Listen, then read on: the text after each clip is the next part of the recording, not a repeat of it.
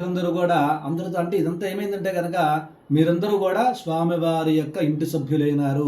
అలాగనే స్వామివారు గూడా మీ గ్రూపు సభ్యులందరి ఇంటి సభ్యులు స్వామివారైనారండి. కనుక జపాలనేది ఒక జస్టు ఆ కరోనా అనేది ఒక ఆపద, అదొక కారణము. ఇప్పుడు ఏ పని చేయాలన్నా కార్యకారణ సంబంధాలు ఉంటాయి. కరోనా అనేది ఒక కారణము. దానికి కార్య సంబంధం ఏంటి అంటే జపం చేసుకుందామనే ఆలోచన. ఆ సంబంధంతో మనం ప్రయాణం ప్రారంభించి జపాలు జరుగుతూ ఉన్నాయి. స్వామివారి అనుగ్రహం చేత ఇప్పటికి మనం సుమారుగా ఒక 16 రకాలు 17 మంత్రాలు ఇప్పుడు మనం కోటిసార్లు జపాలు చేసుకున్నాము.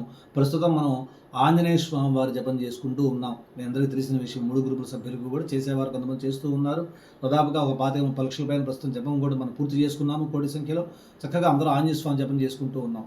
కరెక్ట్గా ఈ ఆంజనేయ స్వామి జపం చేస్తూ ఉండంగా ఈ ఆంజనేయ స్వామివారి అనుగ్రహంతో రాములవారి ఆలయం పునర్నిర్మించాలి అనే భావన స్వామివారు తీసుకొచ్చి ముందర ఇప్పుడు దీని కార్యాచరణ తీసుకొచ్చారు. అంతేకాకుండా ఎవరైతే కనుక ఈ ఆంజనేయ స్వామి మంత్రం జపం చేసుకుంటూ ఉన్నారో, ఎవరైతే గ్రూపుల్లో సభ్యులుగా ఉన్నారో మీ అందరినీ కూడా కార్య సాధకులుగా స్వామివారు ఆ ఆంజనేయ స్వామివారు మీ అందరినీ కలుపుకొని రామకార్యం చేద్దామనుకున్నారు. అందుకని స్వామివారు ప్రధానంగా ఇప్పుడు ఈ యొక్క కార్యాన్ని అనౌన్స్మెంట్ చేయడం, చక్కగా మనం దేవాలయం పునర్నిర్మించుకోవాలని ప్రస్తుతం అనుకోవడం జరుగుతూ ఉంది. మీరు గమనిస్తే కనుక 8 సంవత్సరాల పాటు ఒక దేవాలయంలో జరిగే కార్యక్రమాల్లో పరోక్షంగా ఇంతవరకు మీరు దేవాలయాన్ని చూడలేదు. అలాగనే దేవుని ప్రత్యక్షంగా మీరు వచ్చి గమనించలేదు. ఇక్కడ పూజలు ఎప్పుడు మీరు ప్రత్యక్షంగా చూసుకోలేదు. కనీసం అర్చకుడిగా నేను కూడా కేవలం మీకు వీడియోస్ ద్వారా కనిపిస్తున్నా తెప్పించి కానీ, నాతో మీరు ఫోన్లో మాట్లాడుతున్నారు తెప్పించి కానీ, ఇందులో గ్రూపుల్లో ఉన్న ఎక్కువ శాతం మందికి అసలు నేను ఎలా ఉంటానో కూడా మాతో మీకు ప్రత్యక్ష పరిచయం లేదు. అయినప్పటికీ కూడా మీరు 8 సంవత్సరాల నుంచి భగవంతుడితో అనుసంధానం అయిపోతూ ఉన్నారు. మరి ఇక్కడ చూసుకుంటేనేమన్నా ఈ గ్రామస్తులు, తెనాలి గ్రామస్తుల్లో ఊళ్ళో వాళ్ళు చాలామంది ఇంత బాగా కనెక్ట్ కాలేదండి.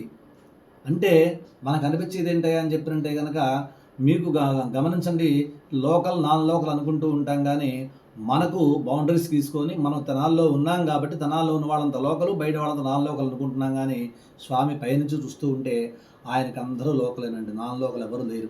కనుక భద్రాద్రిలో రాముడు ఉన్నాడు, ఆయనకు మనందరం లోకలమే కదా. అయోధ్యలో రాముడు మనందరం లోకలమే కదా. ఇక్కడ కూడా సేమ్ అంతేనండి. మరొక మాట కూడా చెప్తా, గుర్తుపెట్టుకోండి.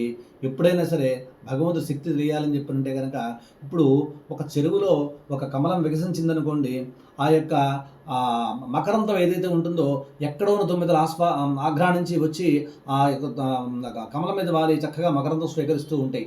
ఆ పక్కనే గుంటలో ఉన్నటువంటి ఇంకేవైతే కనుక జలచరాదులు ఉంటాయో ఆ జీవులు పైన ఉన్నటువంటి కమలం అందులో మకరంతం విషయం అడిగి తెలియదు, అవి ఆస్వాదించలేదు. లోకల్ ఇక్కడ చూడండి, కమలం పక్కనే ఉన్నవన్నీ లోకలే, కానీ అవి ఆస్వాదించలేకపోయినాయి.